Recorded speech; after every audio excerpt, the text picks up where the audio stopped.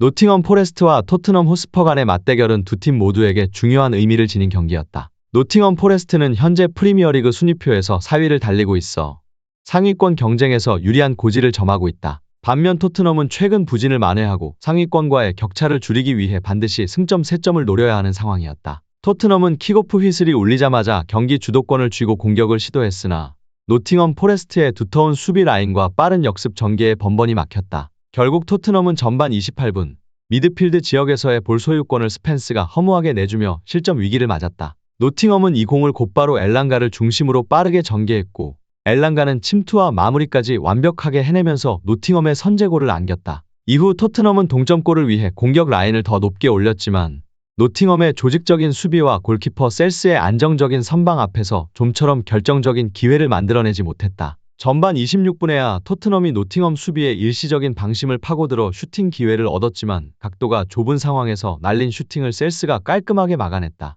이번 패배로 토트넘은 엔지 포스테코글루 감독이 추구하는 하이 라인 전술의 취약점을 여실히 드러냈다. 수비 라인을 전진 배치함으로써 상대의 역습에 대비해야 할 때 수비수들은 빠르게 뒤로 전환하기가 쉽지 않았다. 실제로 엘랑가가 득점하는 장면에서도 토트넘 수비진이 뒤늦게 전력 질주로 복귀하는 모습이 재차 노출되었다. 손흥민은 최전방에서 에이스로서 끊임없이 움직이며 공간을 만들고 수비 가담까지 해내려 애썼다. 그러나 노팅엄이 최소 3에서 4명의 수비를 동원해 손흥민을 밀착 마크하면서 손흥민도 개인 기량을 마음껏 발휘하기 어려웠다. 토트넘은 골문 근처에서 위협적인 장면을 만드는데 어려움을 겪었고 결국 중거리 슈팅이나 크로스 등 별다른 위협이 되지 못하는 선택을 거듭했다. 토트넘의 첫 진정한 득점 기회는 전반 26분에 불과했는데 그마저도 셀스의 선방에 막혔다. 존슨이 가끔 개인 기술로 돌파를 시도했으나 결정적인 슈팅 정확도에서 아쉬움을 남겼다. 미드필드진 역시 상대를 흔들 만한 창의적 패스나 전술적 움직임을 보여주지 못하고 잦은 횡패스와 의미 없는 롱볼에 그쳤다.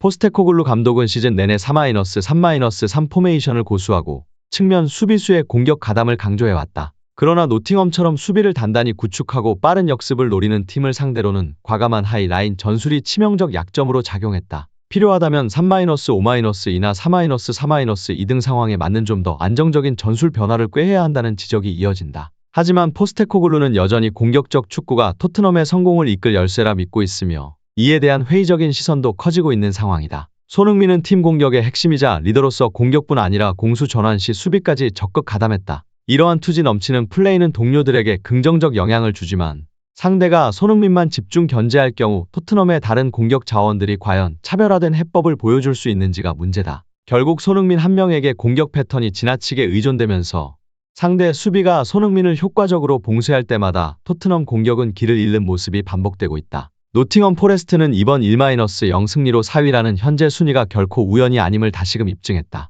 지역 방어를 바탕으로 상대 실수를 기다렸다가 역습으로 빠르게 득점을 노리는 전술이 완벽하게 통했다. 토트넘처럼 점유율 기반의 공격 축구를 펼치는 팀을 상대로 노팅엄은 상대가 가장 아파하는 방식으로 경기를 이끌었고 결과적으로 승점 3점을 가져왔다. 이러한 플레이는 향후 유럽 대항전 진출 경쟁에서도 충분히 통할 것으로 보인다. 토트넘은 이번 패배로 승점 획득에 실패했을 뿐 아니라 팀 전체의 사기가 떨어지는 타격도 받게 되었다. 새로운 감독 체제에서 아직 적응이 완벽히 이루어지지 않은 가운데 포스테코글루의 전술적 고집과 선수단의 체력 소모 문제 등이 복합적으로 드러났다. 특히 하이 프레스와 하이 라인을 유지하려면 선수단 전원이 높은 활동량을 꾸준히 유지해야 하는데 체력적 부상 위험 요소가 커지는 것은 물론 경기 후반으로 갈수록 집중력이 떨어질 수밖에 없다. 결국 토트넘이 배워야 할 가장 큰 교훈은 공격과 수비의 균형이다. 전방 압박과 공격적인 플레이가 필승 공식처럼 보일 수 있지만 적시에 라인을 내리고 안정을 추구할 줄 아는 유연함이 없다면 역습을 노리는 팀들에게 계속해서 약점을 노출할 가능성이 크다.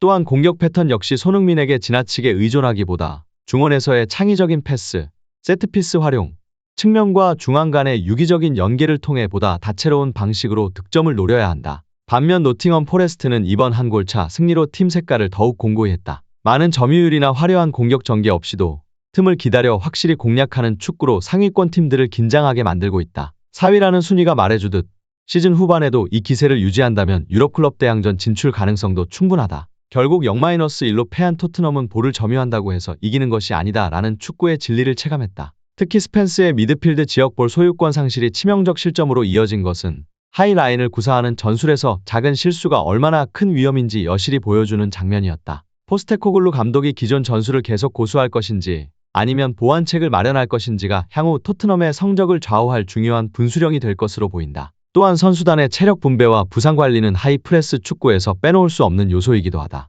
노팅엄 포레스트는 과감한 공격 없이도 결승골을 지켜내는 짠물 수비로 또 한 번 인상적인 승리를 거두었다. 이번 승리로 4위 자리를 더 탄탄히 하며 시즌 후반부를 긍정적인 분위기로 이끌어갈 전망이다. 반면 토트넘은 공격적 전술이 가진 장점만큼이나 그 위험과 한계를 함께 마주해야 할 시점이다. 무리한 하이라인과 손흥민 의존 공격에서 벗어나 다양한 플랜을 마련해야 한다는 목소리가 더욱 커질 수밖에 없다. 결국 공수 균형, 전술 유연성 그리고 체력 관리라는 세 가지 과제를 해결해야만 토트넘은 시즌 목표 달성을 향해 다시 나아갈 수 있을 것이다. 스퍼스 팬들의 기대가 실현될지는 포스테코글루 감독이 이번 패배에서 얼마나 큰 교훈을 얻고 빠르게 대처하느냐에 달려 있다.